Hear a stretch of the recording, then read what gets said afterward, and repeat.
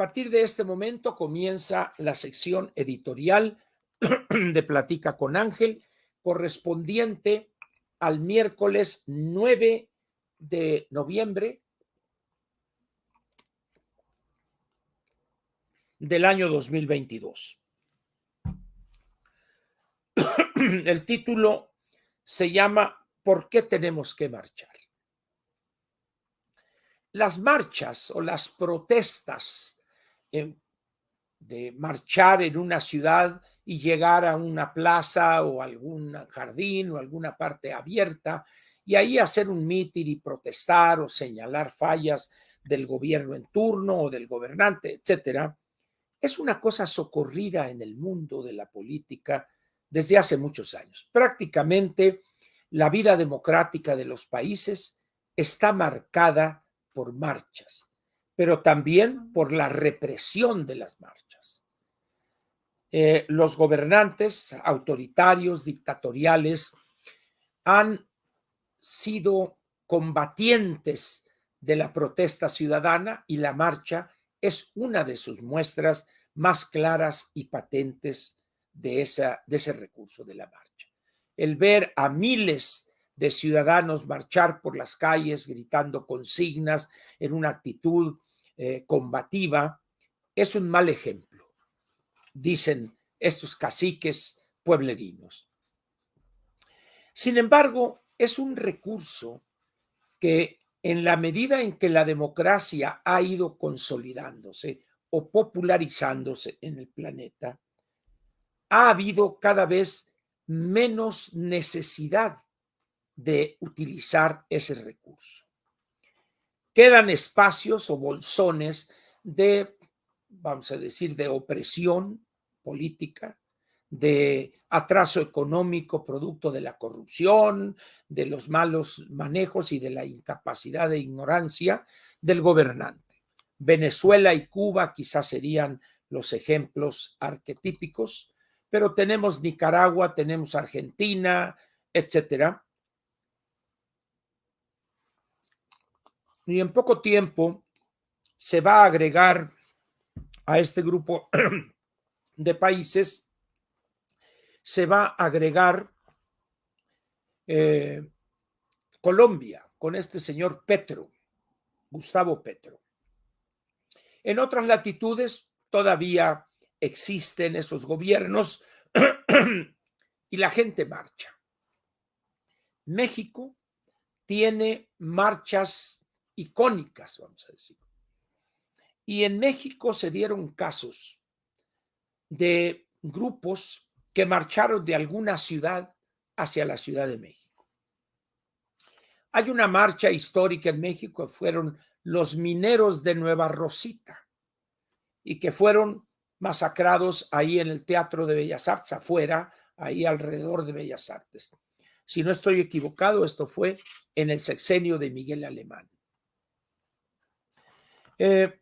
Y hay otras marchas, las del 68, por ejemplo, y son marchas importantes, la del 68, porque después de decenios de no llenarse el Zócalo de manera voluntaria, porque pues los anteriores jerarcas de la CTM y el Congreso del Trabajo lo llenaban, pero eran acarreados. Pero las marchas del 68 tuvieron esa virtud de la espontaneidad, de la entrega y de tener una causa justa para expresar la protesta mediante las marchas.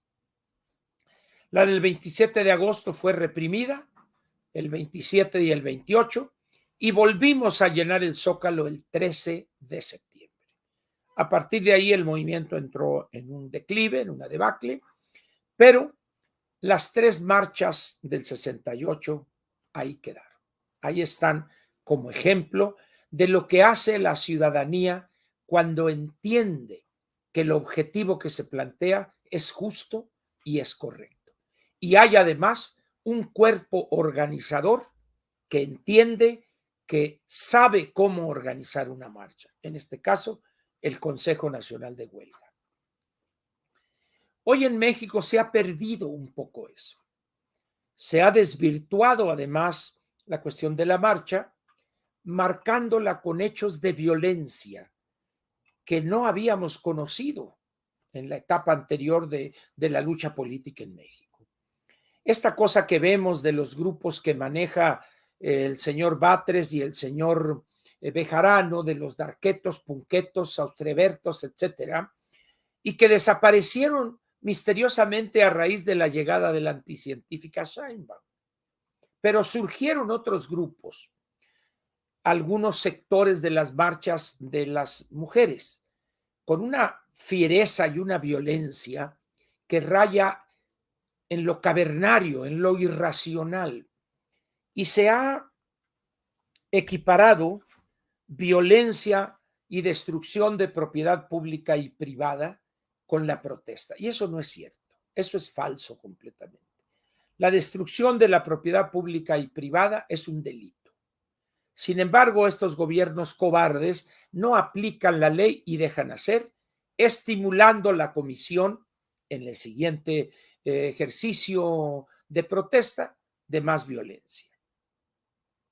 Hoy se anuncia una marcha y, a diferencia de algunos otros intentos recientes, hay un objetivo claro: la andanada o el intento de cooptar y debilitar al INE, que no destruirlo.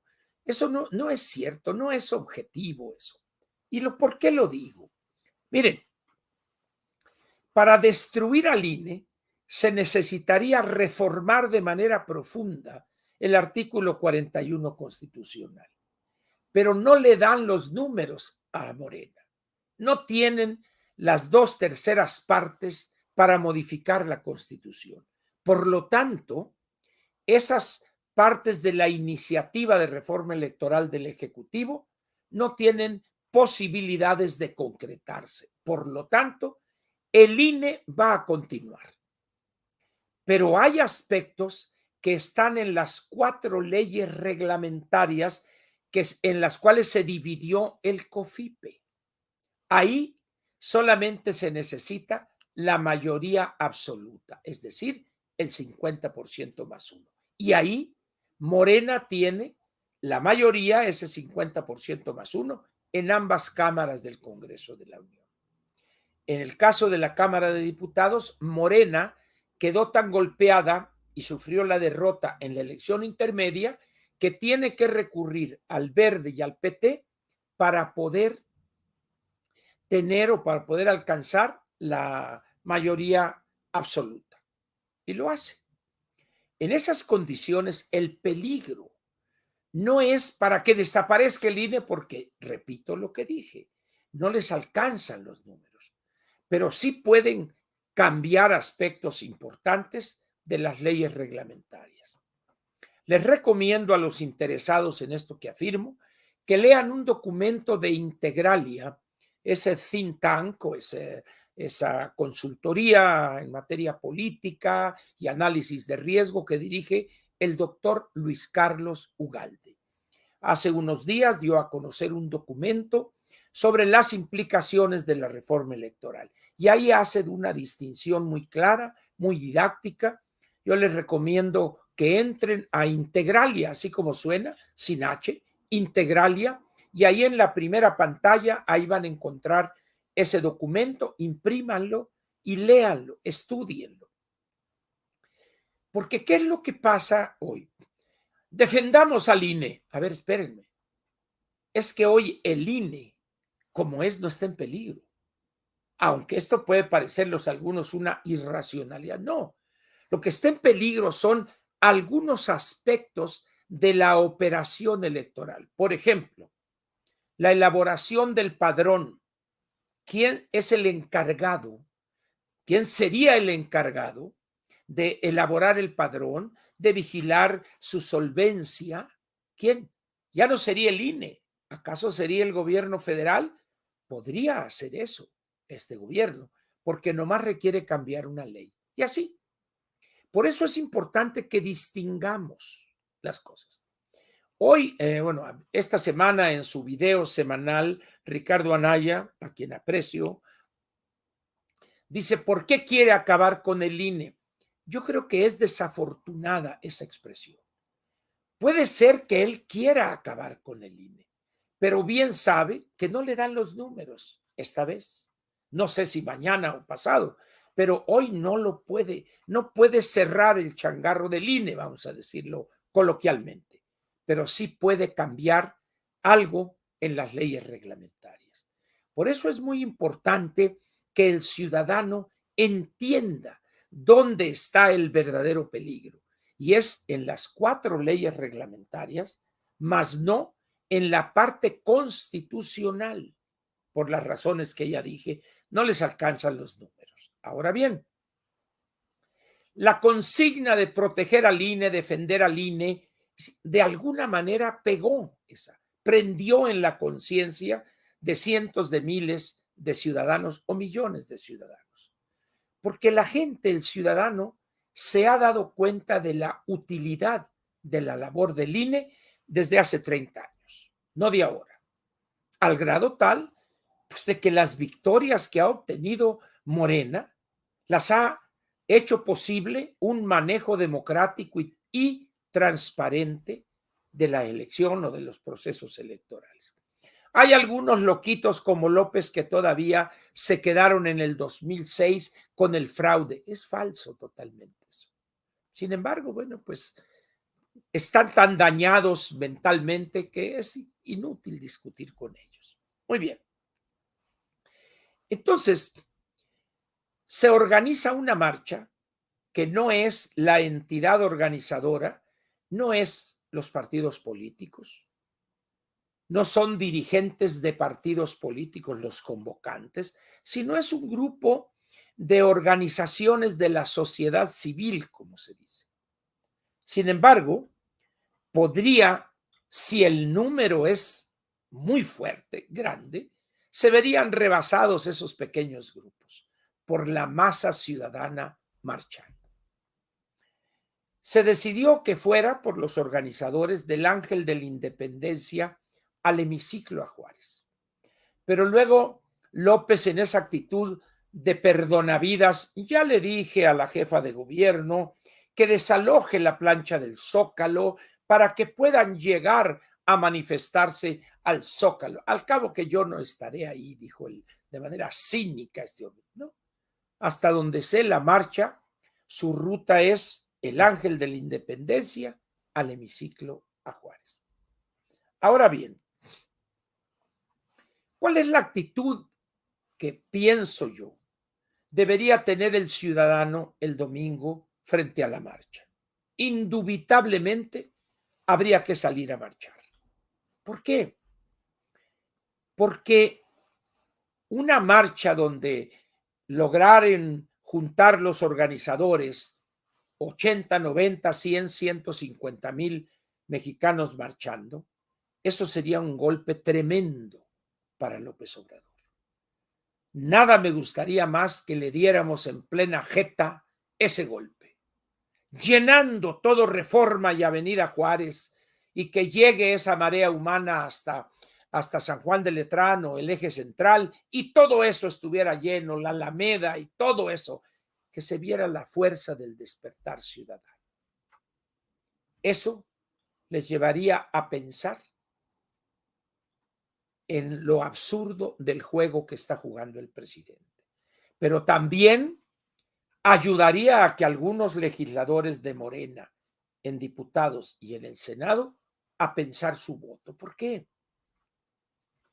No olvidemos que ya se pueden reelegir los legisladores.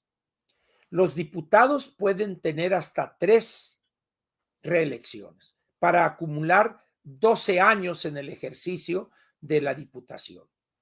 Los senadores, una reelección, pero serían 6 años más una reelección, serían 12. De tal manera que cuando ellos, si es que se llega a someter al Pleno de la Cámara de Diputados y luego al Senado esa iniciativa, estaríamos atentos a los nombres de los que apoyaron esa locura y esa intentona autoritaria de López Obrador. Y eso habría que cobrárselos el 24. Y ahí sí, los partidos políticos y sus candidatos podrían increparlo. Y usted, señor candidato de Morena, ¿por qué votó en contra de los ciudadanos en el 2022? No, que yo no se haga. Aquí está el diario de debates y aquí está su voto. Usted votó en contra de esos ciudadanos a los que hoy les pide su voto. Con respeto se lo digo, señor diputado o candidato, no sea usted hipócrita.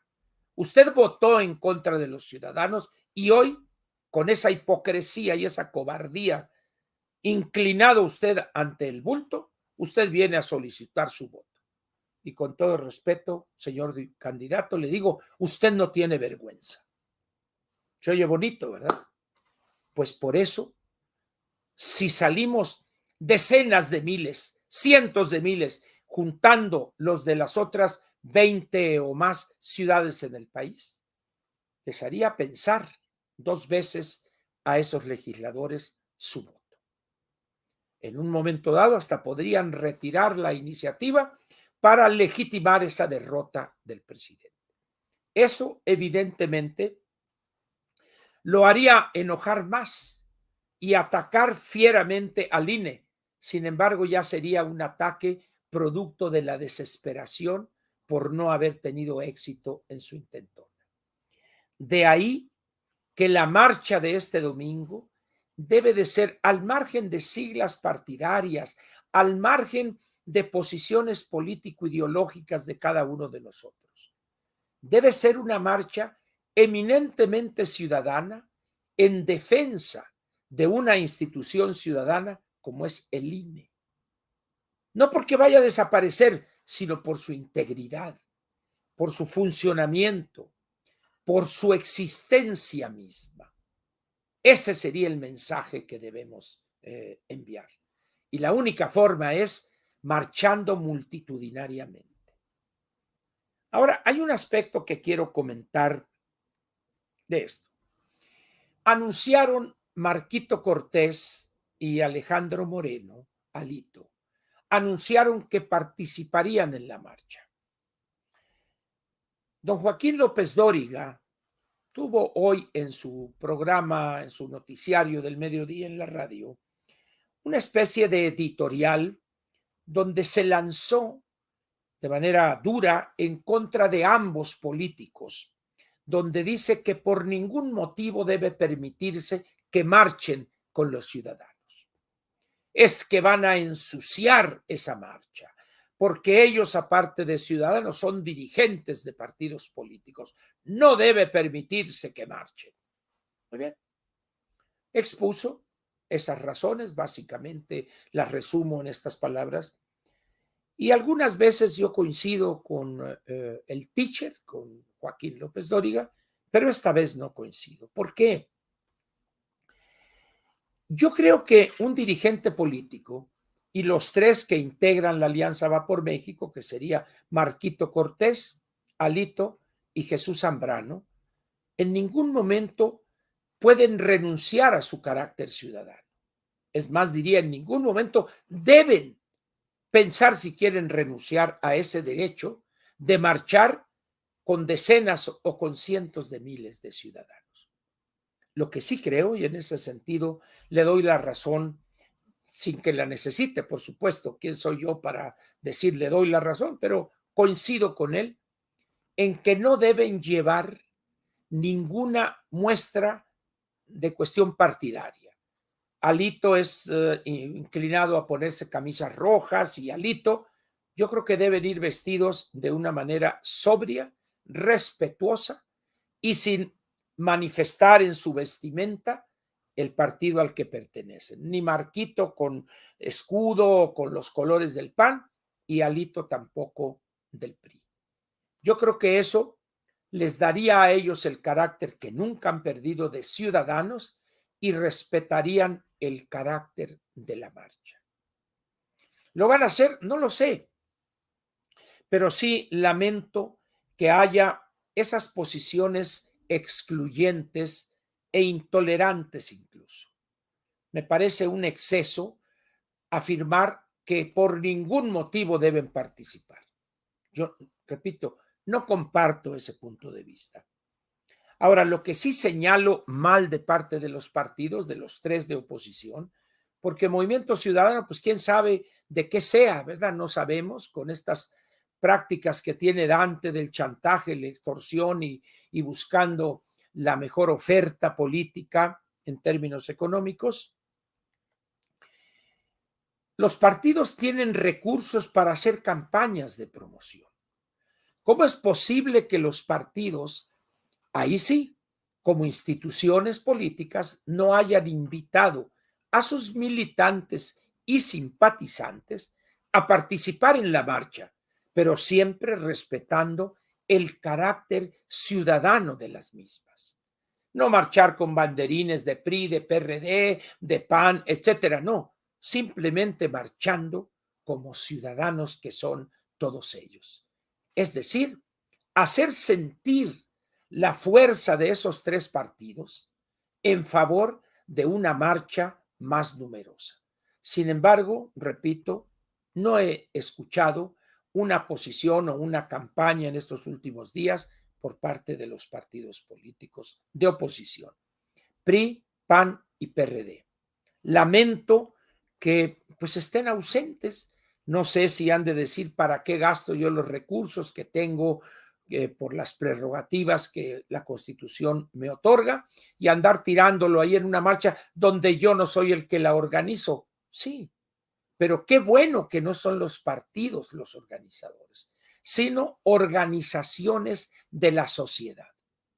Y eso es lo que hay que privilegiar, porque estamos ante una demanda, si se quiere utilizar la palabra, de algo que afecta a los ciudadanos, incluyendo a los ciudadanos que simpatizan con Morena, incluyéndolos a ellos. De tal manera, pues, que me parece un exceso, una intolerancia peligrosa, porque ahorita son los dirigentes de los partidos los que afirma López Dóriga que por ningún motivo deben participar. Pero mañana no serán otros, aquellos que, etcétera, etcétera, y no van. No.